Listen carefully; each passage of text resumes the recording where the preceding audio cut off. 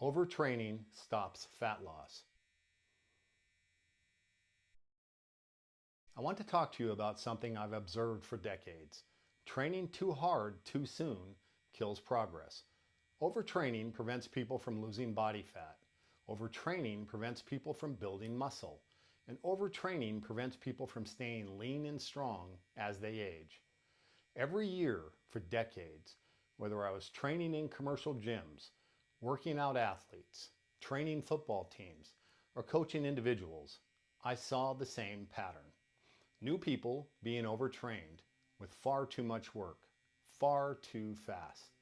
This was especially common every January when people fresh off New Year's resolutions joined gyms and were immediately put into aggressive, hard training programs that exhausted them, programs that overwhelmed them, and often produced no fat loss or muscle gain at all.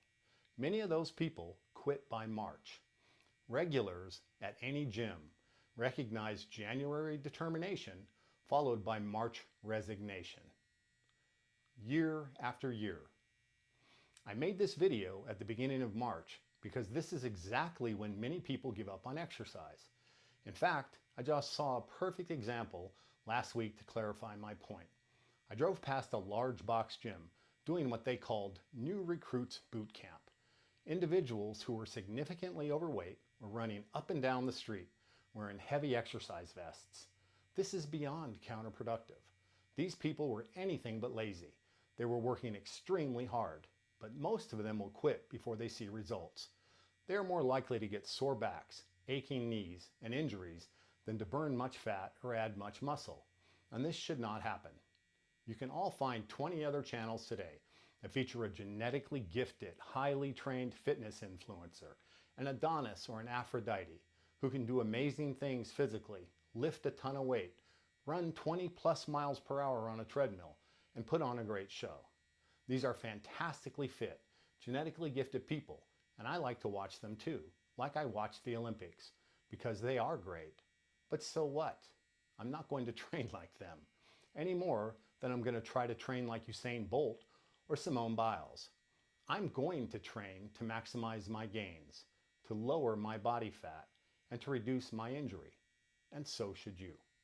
In my book, The Spartan-Persian Protocol, I try to help people avoid excessive exercise stress, particularly people who are older, overweight, or untrained. In these groups, aggressive exercise often creates a large stress hormone response, primarily in the form of cortisol, which can actually interfere with fat loss, increasing fatigue and food cravings, and slow muscle building progress. Most people know cortisol is related to life's high-stress situations, but many miss the fact that cortisol is also released after about 30 minutes of exercise. In well-conditioned athletes, this is usually no problem. A finely trained body is mostly able to absorb it, although even many highly trained athletes would do better with less cortisol. In those who are metabolically sick, or who are just starting to train, or even just older people like me, this flood of stress hormone, cortisol, can be a disaster. It can stop fat loss, stop muscle gains, and makes the body more easily injured. This is why I advocate a very different approach. I call this sneaking up on body fat, to replace it with lean muscle. For untrained individuals wanting to add on some muscle, the body has not yet adapted to exercise stress. For overweight individuals, baseline inflammation and metabolic strain are often already elevated. For adults over 50, recovery capacity and hormonal resilience are often reduced. In all three groups, excessive training volume or intensity can create a physiological environment that favors fatigue, injury, and stalled fat loss. No muscle growth, no fat loss, no feeling of well-being.